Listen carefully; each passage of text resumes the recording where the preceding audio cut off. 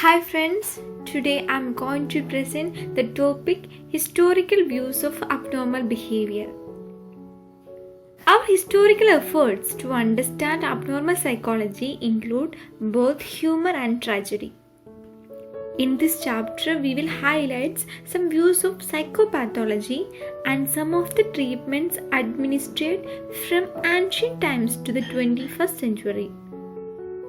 In a broad sense, we will see a progression of belief from what we now consider superstitious to those based on scientific awareness.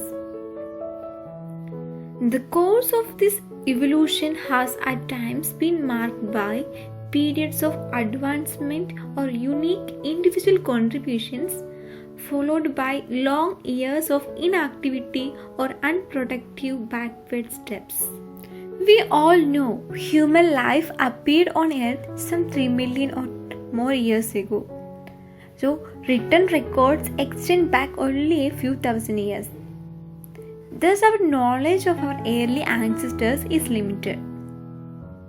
Two Egyptian papyri dating from the 16th century provide some clues to the earliest treatments of the disease and behavior disorders. The Edwin Smith Papyrus contains detailed descriptions of the treatment of wounds and other surgical operations. In it, the brain is described possibly for the first times in the history, and the writing clearly shows that the brain was recognized as the site of mental functions. The Ebers Papyrus offers another perspective on treatment. It covers internal medicine and the circulatory system, but relies more on incantations and magic for explaining and curing disease. Incantation, which means a series of words said as a magical spell. Next, we move on to the topic demonology.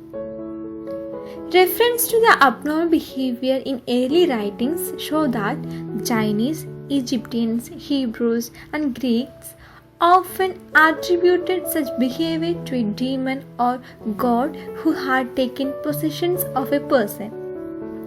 Whether the possession was assumed to involve good spirit or evil spirit, usually it depends on the affected individual's symptoms.